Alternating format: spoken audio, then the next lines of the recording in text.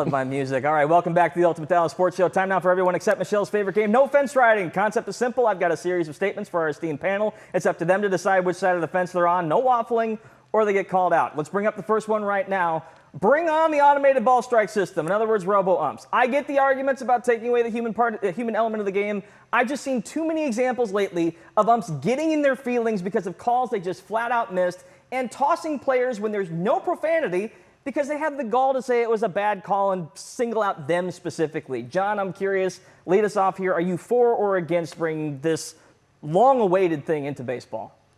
100% for it. I think it's a fantastic idea. It has worked at the minor league level. It actually worked in spring training. Most of the players were in favor of how it worked in spring training. It wasn't at every game in spring training, but at the parks that were equipped to allow for it, and it worked fairly well. I always say, too, to your point, Andrew, we don't pay our hard-earned money to come and watch you ump. Thank you. We pay it to watch the other guys play. Let them play. Jeff, your thought? I enjoyed today's argument between Will Venable and Marvin Hudson. That was a good one. They were both giving it back and forth. I don't want strictly an ABS. I'd like the challenge system. That's what I want. I want the option to challenge. I think most of these guys are good, and I also think that if that is in place, umpires will be better. They will tighten it up and clean it up and try to be better instead of getting themselves embarrassed every time they're behind the plate. Yeah, the challenges that we've seen in the minor league, it's fast. Yeah. It's very fast. So, like, this is not NFL challenges where it's a minute and a half, 2.5 minute long. It's a 15-second process. So, yeah, let's go with that already. I am 100% for all of this. All right, statement number 2 here. Major League Baseball should bring in the double first bases. Old school guys are probably going to jump me for this. I think it clears up a lot of confusion on the run from home to first, and it separates the running lanes to allow for easier throws and less collisions at that point. Jeff, lead us off on this one. Do you like what you've seen from the college level and even softball, for that matter?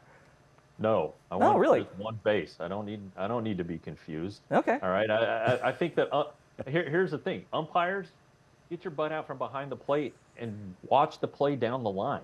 And if you see interference, call interference. I think that rule needs to be cleaned up. There is a runner's lane. The base runner has an ample opportunity to touch the back of the base. I don't think that this double base business is needed. All right, John, your thought?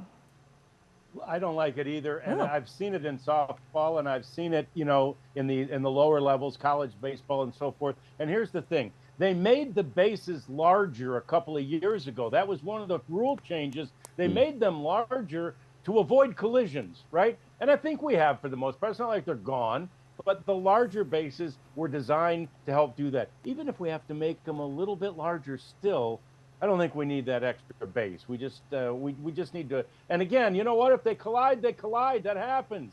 It's a sport. You would think. I do feel like this is a little bit of a solution without that big of a problem. Like, I think we've made collisions at first base more of a problem than the data would suggest it actually is. I do feel like there's kind of not a whole lot of negative to adding the second base there, so I'm not morally opposed to the idea, but I don't find it terribly necessary. I'll just say this, just to bring it all back to the 2019 World Series again, because that's where my mind is today, because y'all just threw Corbin down my face.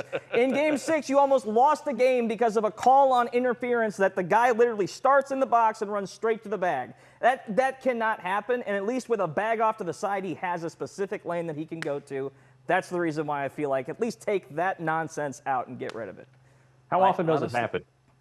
Enough for it's happened 3 times to the Nationals over the last 5 years. I've gotten sick of seeing it. I'm only saying five times in that's a five lot. times in 900 games. All right, that's a lot. These are minor grievances that I am elevating to larger issues.